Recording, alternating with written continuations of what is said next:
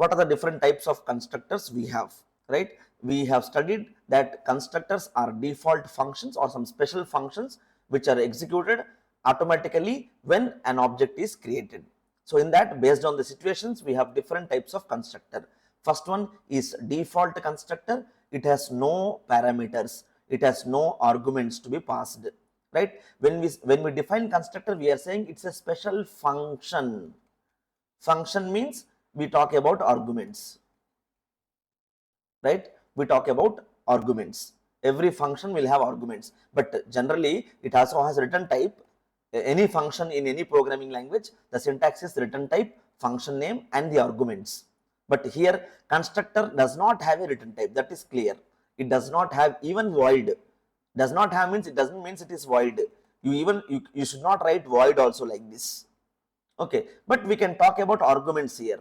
Depending on the arguments which we are passing to the constructor, we are having different types. First one is a default constructor, no parameters.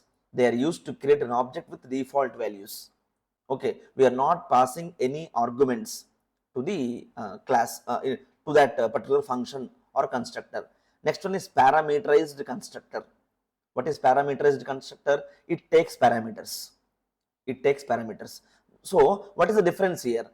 When I create an object student S1, I am creating an object student S1. So when this S1 is created, maybe in class student, there are some variables, private variables A comma B.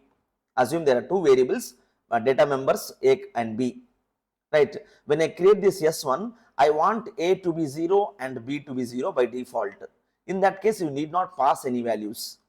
You need not pass any values. So you can define a default constructor for that program. Okay, but you want to pass some values. When you create object, you want to give something like this, Raj and some 30, you want to pass it like this. And you want to create another object with some other value, X, Y, Z and some 15. You want to pass like this, then you have to use parameterized constructors. What is parameterized constructor? They take parameters. They are used to create an object with specific initial values like this, Raj 30, XYZ 15, ABC 15, right? If you want to assign them, then you have to pass it. But when you are passing values like this, there should be a function, corresponding function defined that way with some parameters. Okay, see here, this example, if you see, this is called a default constructor and this is called a parameterized constructor. Why? Default constructor does not take any arguments.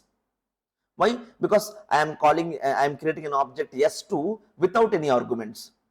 And there is another constructor, this is called parameterized constructor. Means we are passing some parameters to that function, right? So see here, that is used for this object S1 because I am passing two values. I want, whenever I create S1 object, I want the variables, the private variables of that class to have these two values by default. Okay, then this parameterized constructor is called.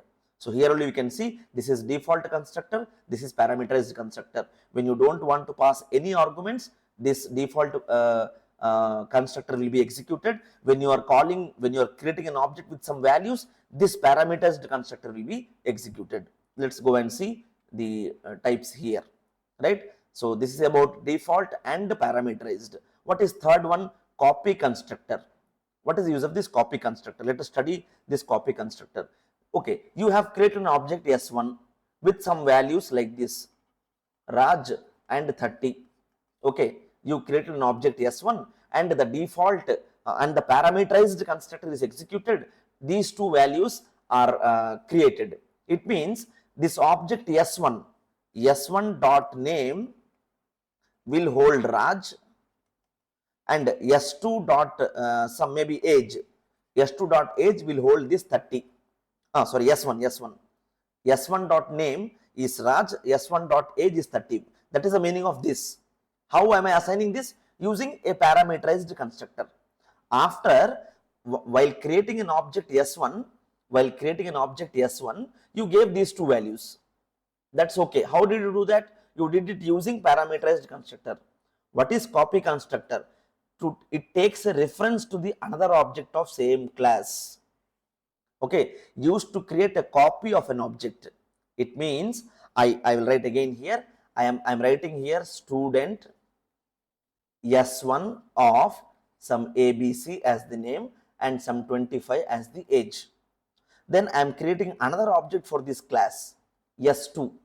Okay, but I want this S2 to have the values what S1 is having.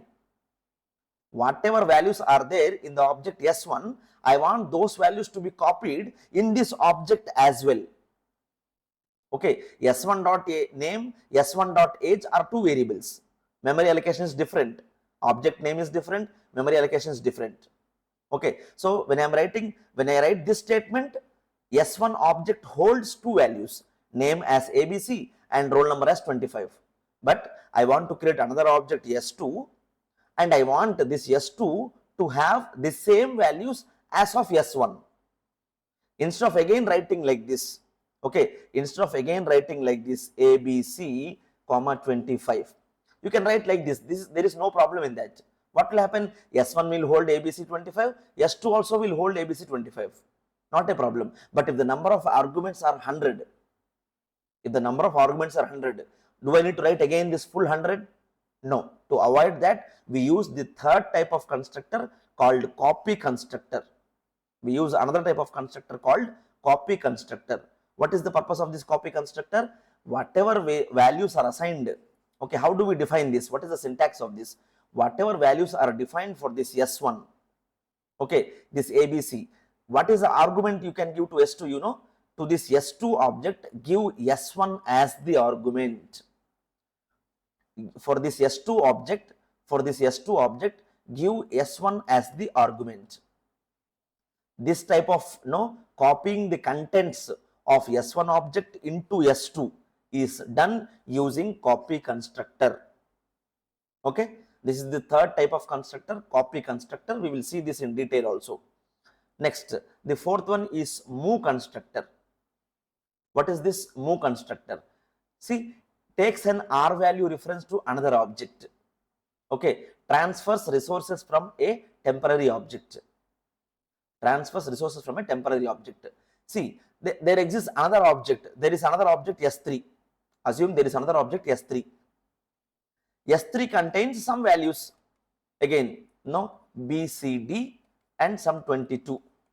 S3 contains some values B, C, D and 22. I want to copy them into S2 or maybe S4. I want to copy them into S4. One way is by doing copy constructor. Other way, you can use directly S4 equal to S3. Okay, takes an R value reference to another object. Okay, transfers. See, R value means right value. This is R value. This is L value. Right. So transfers resources from a temporary object into this object. From a temporary object, I can copy the content into this object. Okay, we will try to see the examples about these types of constructors. Okay, if I quickly summarize, we will study each of them in detail. But if you quickly summarize, what are these constructors? There are four types of constructors. First one is a default constructor. It does not take any argument. It is executed implicitly and some default values are assigned. Second one is a parameterized constructor. What is this parameterized constructor? It takes some parameters as some values.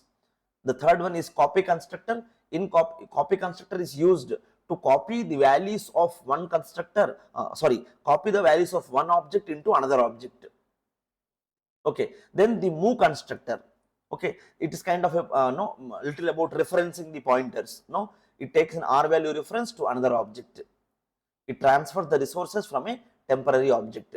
From a temporary object, it is given to the actual object. So we will try to explore them, the different what are the syntaxes, how to write program and how to access these constructors in different sessions.